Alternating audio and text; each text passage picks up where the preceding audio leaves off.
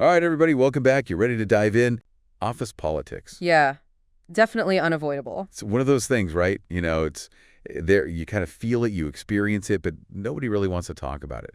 But we've got this great piece we're looking at today. It really digs into dealing with some of the big ones.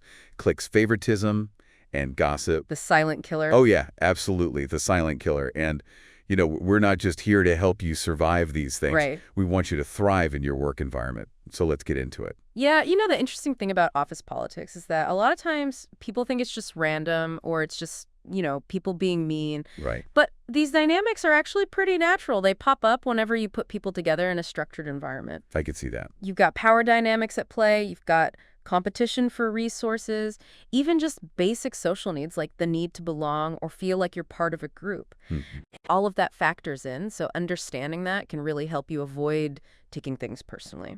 Oh, for sure, because it's so easy to get caught up in it, right? Absolutely. Especially when it feels personal. So that's a really good point. So this article we're looking at, it breaks down what it calls the big three: cliques, favoritism, and gossip. And it really kind of digs into how each of these has its own challenges, but also, believe it or not, opportunities. Yeah, it's not always black and white. Right, exactly. So let's start with cliques. I remember at one of my first jobs, Okay. it wasn't so much about like inside jokes or anything. Right. It was more about who had the inside scoop. Oh, interesting. Like who knew about upcoming projects or potential changes or shakeups.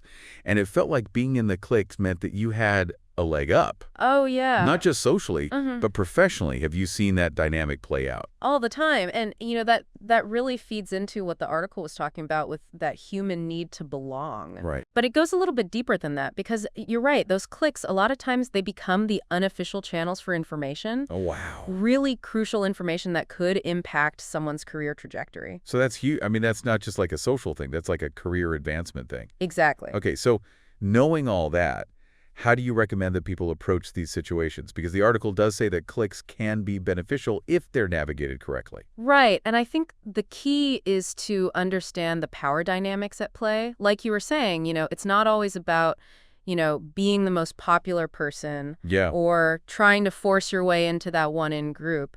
I think it's more about focusing on building genuine relationships with individuals across different teams and departments. Okay. So that way your expertise becomes valuable to everyone, regardless of which clique they belong to. That's such a good point. It's not about just attaching yourself to a clique. It's Right. about building your own network. Precisely. All right, well, let's shift gears a little bit and talk about something that I think can be incredibly frustrating, and that's favoritism. Yeah. When you're putting in the work, you're doing a good job, you're getting results, but it feels like someone else is getting all the best opportunity, all the attention from the boss, maybe without necessarily deserving it. Yeah, and that can be so damaging for Right. morale, because when you have famousisim going on, it creates this uneven playing field, and that just breeds resentment. Totally. It also stifles creativity Oh, yeah. because people are less likely to take risks if they don't think they're going to be rewarded for it, or if they see that somebody else is always going to be the favorite, no matter what. It's almost like it makes you question why bother. Exactly. Why bother going above and beyond? Yep. So what would you say is the best way to handle those situations where it feels like there's obvious favoritism going on? Well, I always say focus on what you can control. Okay. Focus on your own performance. Make sure you're exceeding expectations, keeping a record of your accomplishments, documenting things. If you encounter instances of unfair treatment, document those too. So you have a record of it. And then, if it becomes really unbearable, you might consider escalating it. But you want to choose your battles wisely. Okay. Because sometimes the best move is to just find a more supportive and equitable work environment. That's a really good point. I think a lot of times people stay in situations where they feel like there's just no chance of things changing. Right. And sometimes a fresh start is the best thing. Absolutely. Okay, so we've talked about cliques, we've talked about favoritism. Now let's talk about the elephant in the room. Okay. Gossip. Seems harmless, right? A little water cooler talk. Sure. But it can be so destructive. Absolutely. Gossip erodes trust. It damages reputations, and it creates this environment where people are afraid to speak their minds. And this is something that the article really digs into. It talks about how destructive gossip can be, but it also made me think about the fact that sometimes it feels like some workplaces almost reward gossip. Oh, interesting. Like those who are in the know, Yeah. who have the latest gossip, they're seen as powerful, they're seen as influential. Have you seen that? Oh, yeah, definitely. And it's almost like gossip becomes its own form of currency. Yes. But in the long run, it always backfires Mm-hmm. because the people who engage in it the most end up being the least trusted. That's so true.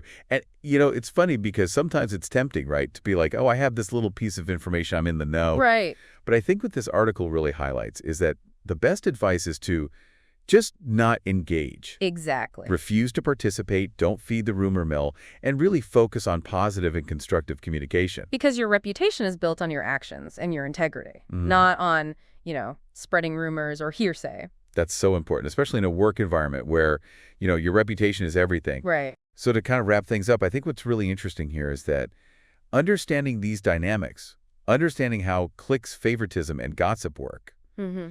actually empowers you to navigate these situations in a way that benefits you. Absolutely. And I think the key takeaway for me is, focus on building genuine relationships across the board, showcase your skills, and really hold on to your integrity. It's about playing the long game, not the short game, Right. and knowing that even if some level of office politics is unavoidable, Mm-hmm. you have the power to choose how you participate For sure. And how you let it affect you. and make sure that you're being a positive force in that environment. Sometimes just being aware of it is enough.